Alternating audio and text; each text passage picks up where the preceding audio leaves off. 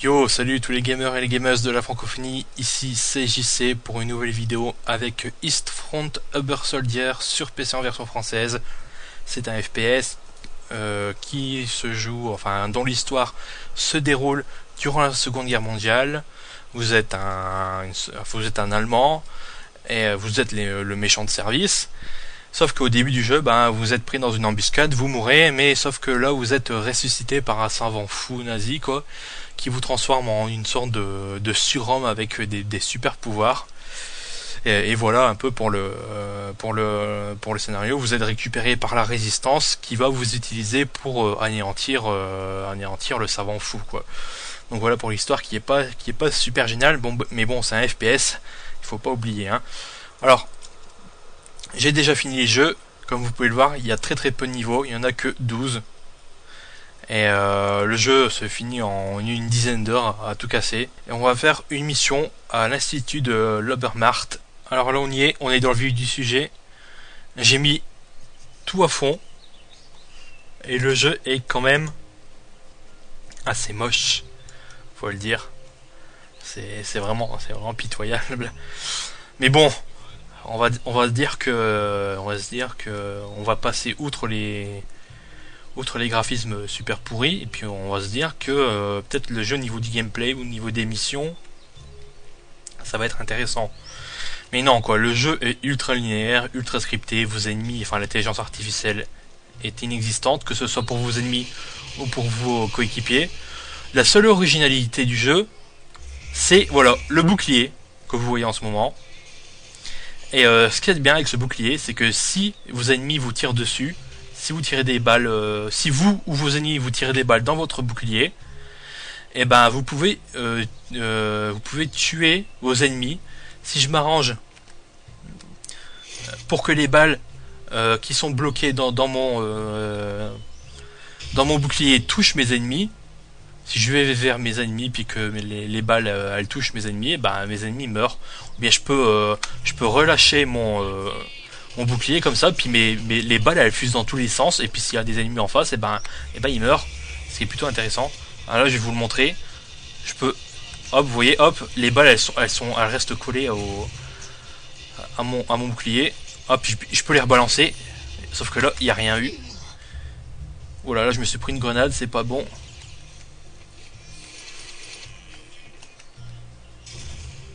Hop là. Alors il y a plusieurs armes différentes, toutes des armes authentiques de la Seconde Guerre mondiale, hein, bien sûr. Il n'y a aucun problème là-dessus. Alors vous voyez graphiquement, bon c'est pas terrible niveau des textures, sans quoi le level design est assez correct on va dire. La modélisation des personnages est correcte aussi. Il y a du ragdoll, donc c'est plutôt pas mal. Mais bon, ça s'arrête là quoi, c'est bête et méchant comme jeu. Oula. On a plusieurs armes bien sûr. On a une vue. Oula. Alors là vous voyez, il y a du ragdoll, c'est super bien foutu. On a plusieurs armes différentes. J'ai aussi les grenades presse-purées. Sauf que là il n'y a pas d'ennemis. Alors là vous voyez, bon j'ai tout mis à fond, ça rame pas trop, mais parce que j'ai quand même un bon PC, mais avec mon ancien PC, le jeu ramait à mort, alors qu'avec celui-là il tourne très très bien. Donc il faut quand même un PC assez costaud pour le faire tourner, alors qu'il est quand même assez moche, hein, il faut le dire. Alors bien sûr il y a des bidons explosifs, comme dans tous les FPS. Il faut que je tire dessus. Alors le jeu rame parfois, bien sûr. Il faut pas. C'est quand même.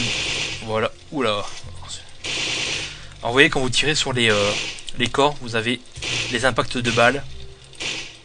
Ça, j'adore ça dans les jeux comme ça. J'adore quand on voit les impacts de balles sur les ennemis. C'est si rare de voir ça dans un jeu. Et je sais plus ce que je voulais dire avant, mais bon, c'est pas grave. De toute façon, c'est pas un FPS d'anthologie.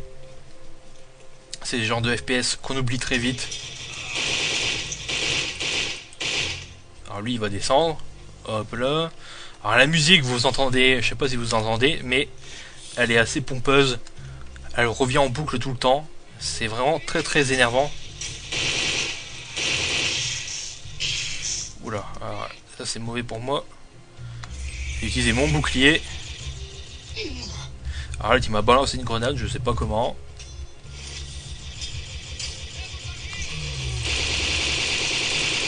Alors vous voyez, tout en bas à gauche, le 56 c'est ma barre de vie, enfin mes points de vie plutôt. Et la barre bleue tout en dessous, en fait c'est ma barre d'énergie de mon bouclier.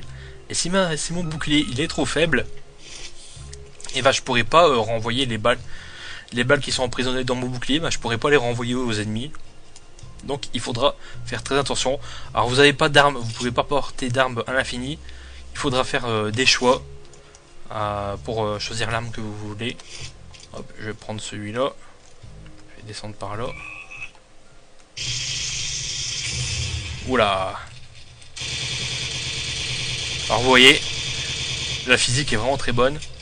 Le ragdoll est vraiment très bon. Ça c'est plutôt un point positif pour ce jeu.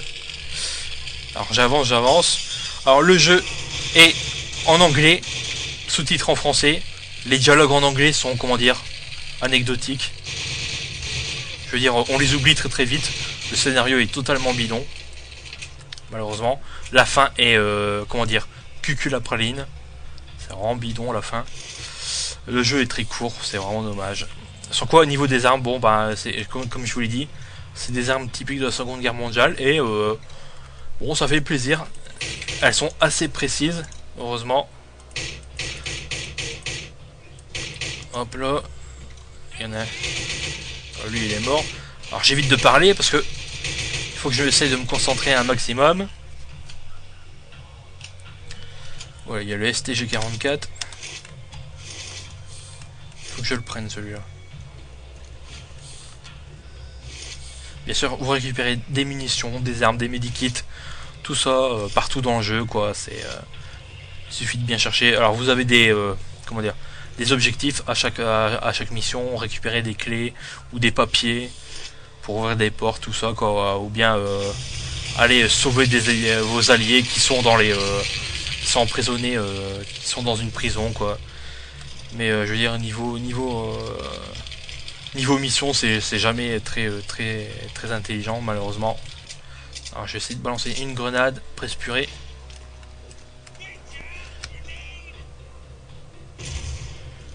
Alors ça fait pas une super grosse explosion malheureusement.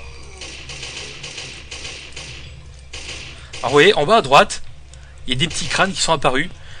Si j'arrive à faire 3 headshots dans un temps limité, j'aurai le droit à un bonus, genre ma vie va augmenter pendant un temps limité.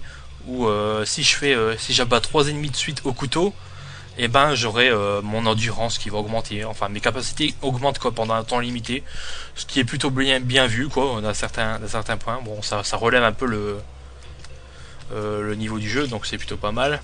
Enfin bref, bon on va s'arrêter là pour cette vidéo. On va résumer Eastfront Uber Soldier sur PC en version française. Bah, c'est un FPS sur la Seconde Guerre mondiale qui est différent des Call of Duty et compagnie quoi. Parce que là vous jouez le méchant au début quoi. Vous êtes un Allemand quoi. Sauf que là après vous êtes récupéré par la résistance. Les seuls trucs de bien dans le jeu, bah, c'est le bouclier qui est bien pensé. Et puis le fait de pouvoir éliminer vos ennemis dans un temps limité, ça vous donne ça augmente vos capacités pendant un certain temps, donc c'est plutôt bien. Et puis la physique et le ragdoll qui sont très bien foutus. Mais bon, à part ça, le reste du jeu c'est un jeu très moyen avec des graphismes vraiment à chier quoi, faut dire. Une intelligence artificielle inexistante, des niveaux ultra scriptés, ultra linéaires, un scénario bidon, une fin bidon, un boss final bidon aussi, des musiques bidons aussi, qui reviennent en boucle à chaque fois. Et puis voilà quoi, ça reste un jeu, un petit jeu quoi, c'est un petit FPS. Si vous n'avez pas grand chose à faire cet été, bah achetez-le vu qu'il vaut pas grand chose de toute façon. Donc voilà quoi, voilà tout pour cette vidéo. Donc sur ce, et ben moi je vous laisse et puis je vous dis à bientôt pour une prochaine vidéo.